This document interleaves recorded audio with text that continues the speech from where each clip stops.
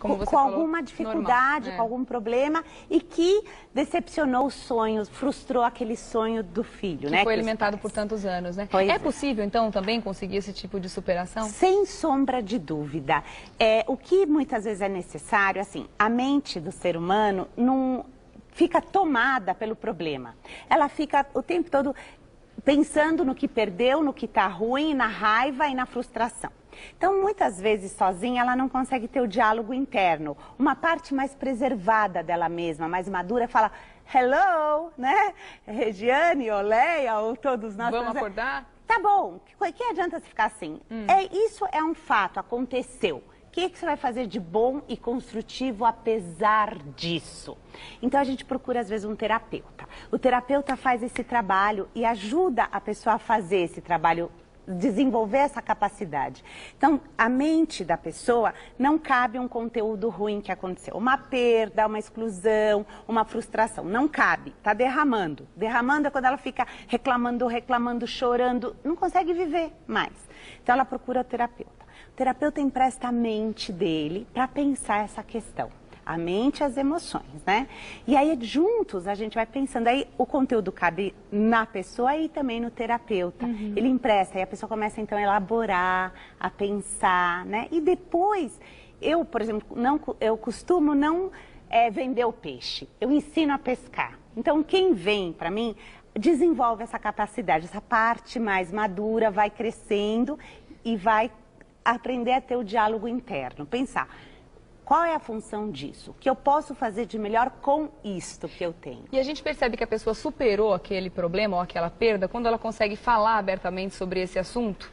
Porque muitas vezes quem está em volta de uma pessoa que passou por uma grande perda ou passou por uma grande dificuldade, essas pessoas que estão em volta muitas vezes têm um certo pudor de lidar com aquele assunto, de falar com aquela pessoa sobre isso, para não ficar remoendo sentimentos que estão ali guardados e que muitas vezes a pessoa foi por uma defesa, uma fuga, né, uma autodefesa, colocou num lugarzinho muito bem escondido ali. No porão, como a gente chama. Exato, para não mexer naquilo, para não ficar sofrendo. Então as pessoas que estão em volta também ficam ali cheias de dedos para tratar desse assunto. Então a gente consegue perceber que a pessoa superou quando ela fala sobre isso. Também, exatamente. Você você captou uma coisa que de fato é assim.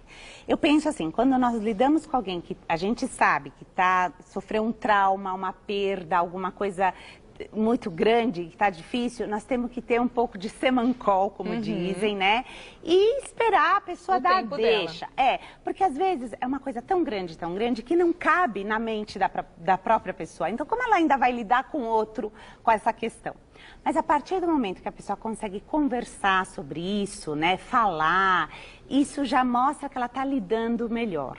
Agora, em psicanálise, em psicologia, não tem regra. Às vezes a pessoa só fala disso, só fala... Que também é uma fuga. Ele me deixou. Poxa, ela está obcecada com esse problema, né? E outras vezes, não, ela consegue conversar sobre isso quando teve uma perda grande. Aqui no livro Mali, né, o que há para mim, qual a função da minha vida, o que resta para mim, tem um caso, né, que eu não vou contar tudo, mas de um rapaz que ele tem um acidente e perde a função das pernas, né? Então, como ele vai elaborar isso? Ele não esperava viver uma vida inteira, todos nós, com pernas, braços e tudo. E depois que ele perde a função, ele sofre, ele passa por ele é um rapaz bonitão, todo mundo vai se apaixonar por ele, é gostoso de ler porque tem essa coisa toda sedutora, né? Ele é bonito e ele é da Ilha de Capri, a gente vai viajar nesse livro pela Itália, pelo Brasil, é bacana. Mas ele, depois que chora assim, luta, ele começa a fazer terapia, né? Essa é uma parte até pequena do livro, mas só pra... Mas muito profunda, cheia de significado. Bacana. E aí ele se encontra, aí ele começa a pensar assim, poxa, eu não me resumo em pernas. Eu tenho braços, olhos, um coração, e uma emoções. Cabeça, antes de mais nada, principalmente uma cabeça pensante. Porque quando a gente perde alguma coisa, a gente costuma se resumir na perda. A gente vira a perda, a gente esquece do resto, entendeu? E aí ele começa a pensar junto com o terapeuta, ele começa a pensar nisso, e ele encontra a arte, e ele começa a fazer quadros lindos, porque ele é muito, assim, ativo, né? Ele gosta de movimento, então ele faz na arte aquilo tudo. E ele chega a um ponto que ele se sente grato pelo acidente, por ter encontrado a arte. Olha, que Você entende? Então isso acontece. como os pais... Isso é possível, né? Aliás, é interessante que a gente deve aprender até com o nosso próprio corpo, né? Então, se falando bastante agora sobre o nosso cérebro, que a gente pode aprender muito com ele, sobre o que ele faz quando perde uma função determinada em algum lugar. Uma outra parte do cérebro tem grande chance de aprender a função que o outro fazia e deixou de fazer. Assim como a gente deve fazer com o nosso corpo, né? Então, vendo esse exemplo, a gente pode perfeitamente deixar ter uma função que não vai mais acontecer na nossa vida e encontrar como... o personagem do seu livro, uma outra função muito mais Maximilian interessante. Max, esse rapaz. Isso que você está falando é profundo. Por exemplo, né, vamos trazer um exemplo claro para os telespectadores. Que função? Vamos por uma pessoa que ficou cega, perdeu a visão. Vocês podem ver, desenvolve o ouvido, né? Nós temos grandes cantores, músicos, desenvolve... Os outros sentidos ficam mais apurados. Os outros sentidos ficam muito mais apurados. Eu costumo dizer... A gente tem grandes talentos, inclusive na música, Ray Charles e etc, né? Que são pessoas excepcionais, né? Sim. Que deixaram a sua marca e tinham uma deficiência, tinham um problema e conseguiram deixar aí sua marca na história. Só né? Você fala assim, pessoas excepcionais que teve sua deficiência. Um caso interessante, né? Você que é apresentadora de programa aqui, conhece a Oprah Winfrey. E essa moça começou, ela veio de uma família muito simples, ela é negra. E quando ela começou, falaram para ela assim, você não tem aí cacife, você não tem jeito, você não tem beleza para ser apresentadora. O que ela fez? Ah, é? Por isso, em vez dela se afundar, por isso que você me falou, aí ela teve energia... Agora você é uma grande apresentadora. Ela se tornou a maior apresentadora do mundo, né? Ela é a mais famosa e ótima e tudo. A mesma coisa aconteceu com Dustin Hoffman. Dustin Hoffman chegou para a família dele e falou assim, serei ator. A família dele, olha a tua estatura. Olha, você não tem beleza, você não é galã, você não tem atura. Ele falou, ah, é? Agora vocês vão ver. E ele se tornou um grande ator. Isso vai de encontro àquela frase, né? O que não me destrói, me fortalece. O que não me destrói, me fortalece. Isso é uma grande frase. Né? Ela é profunda. Cheia de E olha, e se não passar pelas coisas, também não fortalece. Porque se a gente vive num mundinho cor-de-rosa, protegido, cadê a motivação para desenvolver forças, capacidade, compreensão para crescer, para lidar, para ter jogo de cintura, para pensar, né? A sacada é pensar. Pensar não é matutar coisas. Pensar é buscar uma saída para aquela situação difícil, né? A gente está se sentindo mal por alguma razão, que não seja física, senão a gente toma um remédio, mas a gente está mal por alguma... Então, pensa, como eu posso sair desse sentimento ruim? Isso é pensar. E o que não destrói me fortalece. E sem aquilo que destrói, a pessoa não se fortalece. É verdade. São grandes lições que a gente toma a vida inteira, né? E não necessariamente o que você falou. Passando pela situação, a gente cresce muito mais. Mas isso não impede que a gente se mire em grandes exemplos também para ter esse aprendizado e muitas vezes nem precisar passar por aquilo, né? Para ver que pessoas com muitas dificuldades e que a gente não consegue se imaginar naquela situação, tem uma vida muitas vezes até mais feliz do que uma pessoa que nasceu com pernas e braços. Eu estava assistindo um vídeo no YouTube, aliás, eu faço um convite para quem quiser assistir esse vídeo, eu assisti ontem, achei tão interessante, eu não me lembro o nome completo dele agora, é Nick, não me lembro. Sim. Mas você coloca lá, sem pernas, sem braços no YouTube, vai aparecer.